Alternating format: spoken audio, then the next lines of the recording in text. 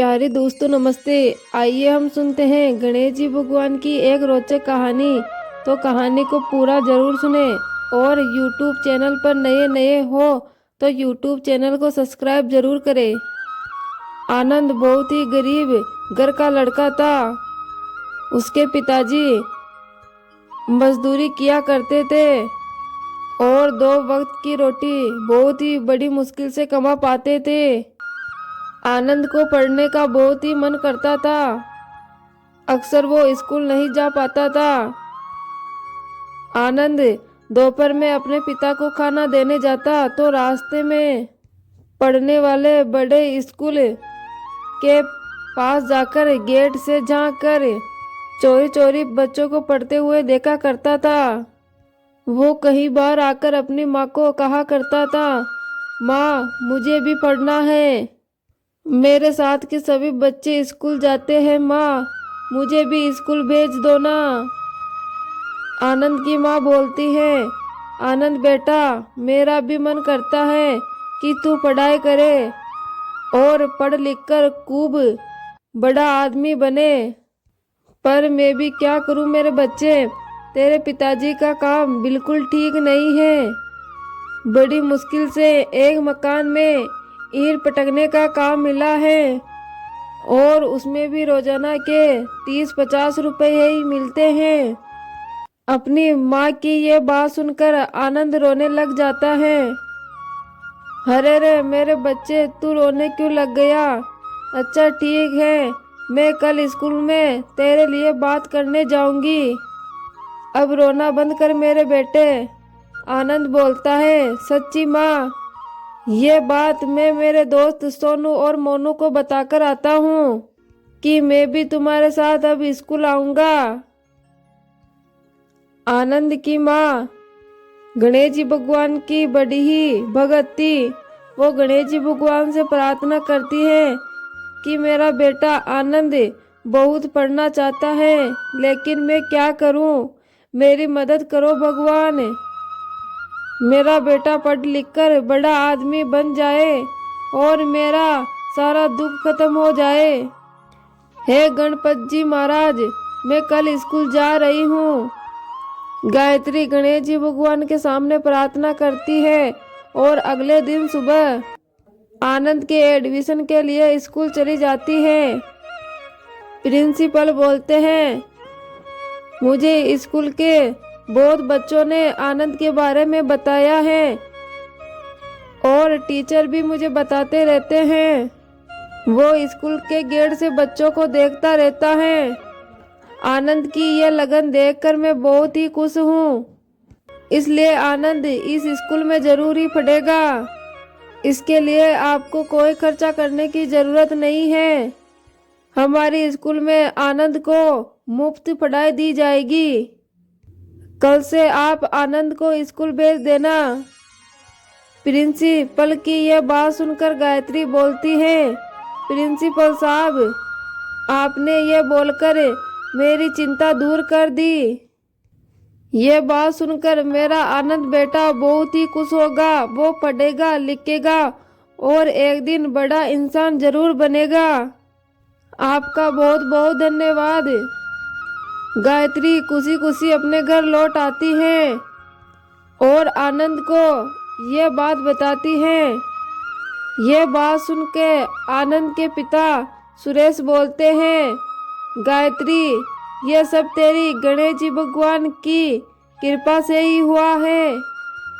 गायत्री बोलती है, आनंद बेटा खूब पढ़ाई करना, खूब अच्छे अंक लाना, खूब मेहनत करना। प्रिंसिपल सर बहुत ही अच्छे हैं।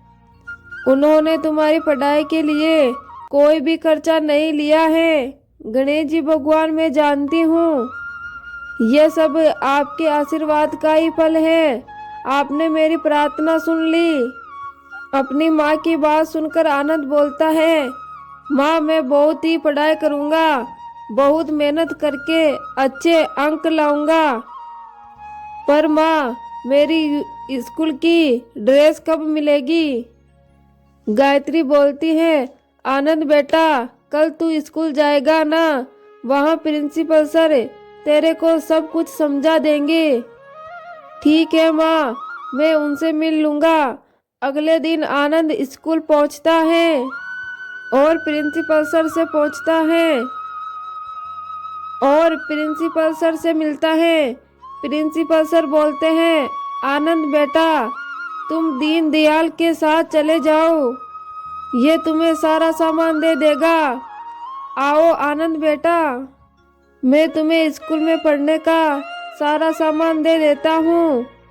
दीनदयाल जो वहाँ पे नौकरी करता था, वो आनंद को स्कूल में पढ़ने की किताबें, नया बैग, पेन, पेंसिल, पहनने की ड्रेस, जूते सब कुछ दे देता है। ऐसे ही धीरे धीरे समय बीतता गया।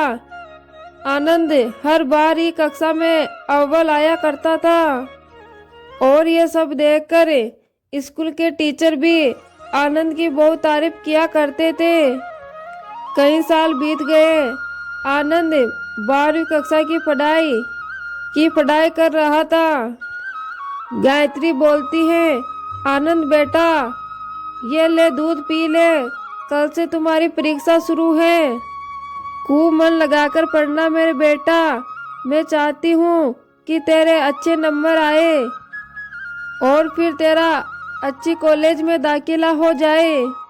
और ये मैंने अपने हाथों से तोड़े मोदक बनाए हैं। गणेश जी को ये लड्डू बहुत पसंद है ना, इसलिए उनके भोग लगाया है। ये तुम अपने प्रिंसिपल सर को दे देना। ये सच है, दुनिया में बहुत कम लोग होते हैं मेरे बेटा जो प्रिंसिपल सर की तरह होते हैं। हम गरीबों पर उन्होंने बहुत ही बड़ा एहसान किया है। आज उन्हीं की वजह से तुम पढ़ लिख पाए हो मेरे बेटा। ठीक है माँ, मैं स्कूल जाते ही उनको मोदक का प्रसाद दे दूंगा। आनंद स्कूल जाता है और प्रिंसिपल के ऑफिस में जाता है। नमस्ते सर, क्या मैं अंदर आ सकता हूँ? हाँ हाँ बेटा, आ जाओ, बोलो क्या काम है। यहाँ पे प्रिंसिपल सर बैठते हैं ना, वो कहाँ गए हैं? बेटा, मैं ही तो यहाँ का प्रिंसिपल हूँ, तू मेरे से कभी नहीं मिला। आनंद बोलता है, नहीं सर, प्रिंसिपल सर तो कोई और है ना। मतलब मैं जिनसे मिलता हूँ उतने में वहाँ चपरासी दीनदयाल आ जाता है। अरे आनंद बेटा, तुम यहाँ, ये लीजिए सर, मैं सारे रजिस्टर ले आया हूँ। आनंद बोलता है, दीनदयाल भैया, प्रिंसिपल सर अगर ये है तो वो उस दिन जिन्होंने आपको मुझे किताबें देने के लिए कहा था, वो कौन है? दीनदयाल बोलता है, वो तो तुम्हारे एडमिशन के लिए आए थे ना। सर को उन्होंने फीस दी थी तुम्हारी पढ़ाई के लिए। प्रिंसिपल सर ये है बेटा, तुम्हें गलत फहमी हुई है लगता है। उतने में प्रिंसिपल सर बोलते हैं, बेटा तुम जिनकी बात कर रहे हो उनका नाम मिस्टर गणेश है। वे बहुत ही अच्छे चरित्र के हैं। वो समय से पहले ही तुम्हारी फीस और पढ़ाई का खर्चा हमें दे देते हैं, तभी तो तुम यहाँ पढ़ पाए हो। क्या तुम उन्हें नहीं जानते हो? आनंद बोलता है, नहीं नहीं, मैं उनको जानता हूँ, मुझे पता है उनके बारे में। थैंक यू सर, मैं चलता हूँ। आनंद घर जाता है और सारी बात अपने माता पिता को बताता है। गायत्री बोलती है, आनंद बेटा, मुझे सब कुछ समझ में आ गया है। वो प्रिंसिपल के रूप में हमारे गणेश जी भगवान ही हैं और तुम आज उन्हीं की मदद के कारण स्कूल में पढ़ पाई हो। माँ, गणेश जी तो बहुत ही अच्छे हैं, आज उनकी वजह से मेरा पढ़ाई का सपना पूरा हुआ है। सुरेश बोलता है, गायत्री, मुझे भी अच्छी नौकरी मिल गई और राजू भी पढ़ लिख कर अच्छा इंसान बन जाएगा। ये सब गणेश जी भगवान की ही महिमा है। मैं चाहता हूँ कि इस बार हम गणेश जी भगवान की पूजा बड़े ही धूमधाम से करें। गायत्री बोलती है, आप ठीक कह रहे हो जी, अब मैं रोजाना ही मोदक के लड्डू बनाऊंगी और गणेश जी भगवान के मोदक का भोग लगाऊंगी।